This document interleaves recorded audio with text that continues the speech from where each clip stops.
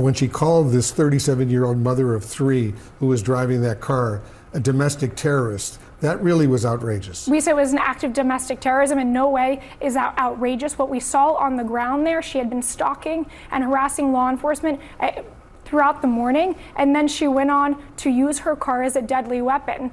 She was driving by after dropping off her little 6-year-old boy That's at just school. simply not true. Wow, so the media wants us to believe that a woman who nearly ran over an ICE agent during an enforcement operation shouldn't be called a domestic terrorist. So, what should we call her? A peaceful protester? The good people at CNN are losing it over Kristi Noem, calling this agitator a domestic terrorist. And instead of asking what happened, they attack the language. The media wants to frame this woman as a mom, a victim, someone who couldn't possibly be a threat. So here's the real question. Are we supposed to ignore the action because we don't like the label? Or are we watching the media try to emotionally overwrite the facts in real time? The video shows exactly what she was doing.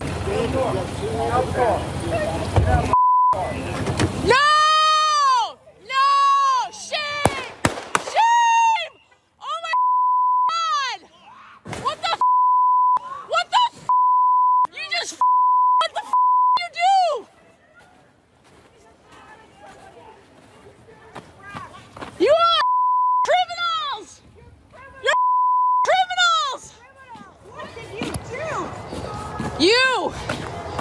Shame! Shame! Shame! Shame! Wow, the footage clearly shows that this woman was an agitator. Why is it that law enforcement is being demonized while assaults against them are exploding? And instead of acknowledging that reality, CNN wants to relitigate one case over and over. The facts are that ICE agents are out there arresting gang members, violent offenders, suspected terrorists, people who pose real threats. If someone uses a vehicle as a weapon against an officer, that is a deadly force scenario. Calling that domestic terrorism isn't about politics. It's about intent and actions. Period. But instead of condemning the agitator, they condemn the ICE agents. They are already trying to spin this as an action of self-defense. Having seen the video of myself, I want to tell everybody directly, that is bull. This was an agent recklessly using power that resulted in somebody dying. There's little I can say, again, that'll make this situation better, but I do have a message for our community, for our city, and I have a message for ICE. To ICE, get the out of Minneapolis.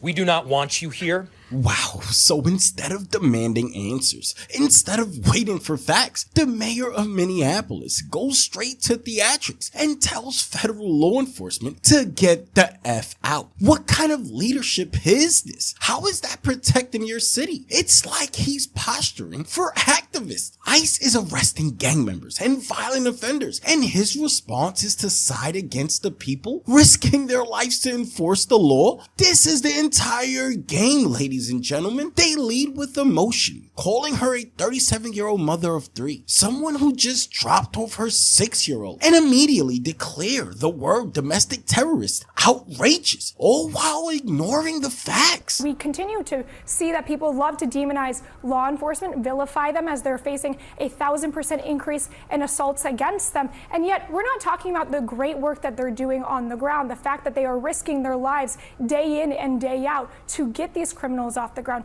Gang members, known as suspected terrorists, these are all the people that we've arrested in Minneapolis. And DHS and Secretary Noem, President Trump, have done a phenomenal job of trying to give people transparency on who we are arresting. And yet we're standing here talking about relitigating cases over and over and over again. Well, a U.S. citizen was killed by an ICE officer. Yes, that's fair. I talked about the polls. It's a fair question to say, are you losing American support? But Wolf, I want to let you please. No one supports attacking or killing a law enforcement officer. Nobody supports that. But if I may say, you all have said really laying the feet at that ICE enforcement officer. We said that this was domestic. We said that this was domestic terrorism for a reason. This individual used a deadly weapon against our ICE law enforcement enforcement officer. That is and will be charged. In any of the cases, we saw 15 of these cases over the past week alone in Minneapolis. Those will be charged. I have the facts on the ground.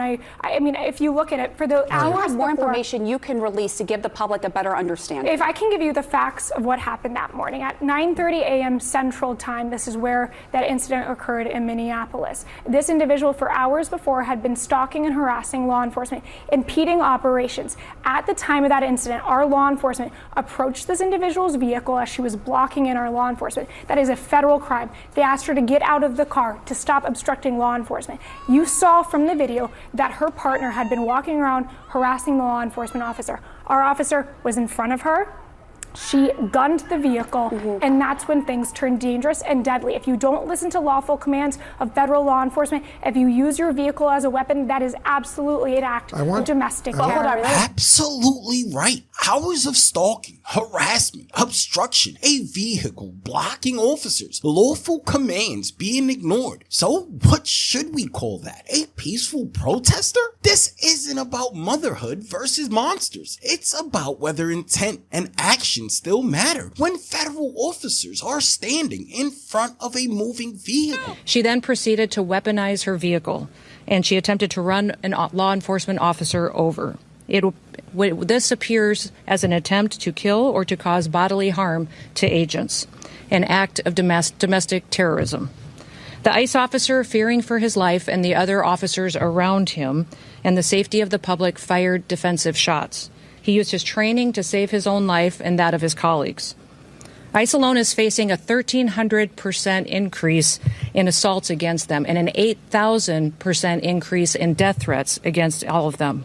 In fact, the very same officer who was attacked today had previously been dragged by an anti-ICE rioter who had rammed him with a car and drug him back in June. Wow, what the media is doing here isn't journalism. It's emotional shielding. The moment they bring up the child, the age, the motherhood, the school drop-off, the conversation is no longer about conduct or consequences. It's about moral intimidation. You're not supposed to question anything after that. If you do, you're cast as heartless. That's the move, and it's transparent. Saying this woman was just rolling by after dropping off her kid is not a factual claim. It's a narrative insertion. It's designed to override every other detail with a single image. Innocence. But innocence isn't established by parental status, and it certainly isn't established by timing. Actions don't dissolve because someone has children. Federal law enforcement doesn't evaporate because a camera finds a sympathetic angle. They keep repeating the word outrageous as if saying it enough times turns it into evidence. It doesn't. What they never do, not once, is walk through the actual sequences of events. They don't interrogate whether lawful commands were issued. They don't grapple with obstruction. They don't address the use of a vehicle in close proximity to the officer. They skip straight to outrage because outrage is safer than analysis. Using a child as a rhetorical armor is not compassion. It's manipulation. It's an attempt to short circuit the audience reasoning by telling them, if you think too hard about this, you're the bad guy. That's not accountability. That's emotional blackmail. Intent plus actions equal classification. A vehicle used to impede or threaten officers is treated as a weapon under the law. That standard doesn't change based on optics. It doesn't change because they don't like the phrasing. And it doesn't change because someone can be framed sympathetically on television. Their framing also does something else that's deeply dishonest. It erases agency. The woman becomes a passive object in their story, not an active participant making choices. Everything happens to her. Nothing is initiated by her. That's convenient because once you remove agency, you remove responsibility. And once responsibility is gone, the entire concept of enforcement collapses. This is the broader pattern. Law enforcement is expected to operate under perfect restraint, while everyone else is allowed chaos, obstruction, and escalation as long as the optics play well on cable news. Officers are judged frame by frame after the fact. Civilians are judged by how emotionally compelling their backstory sounds.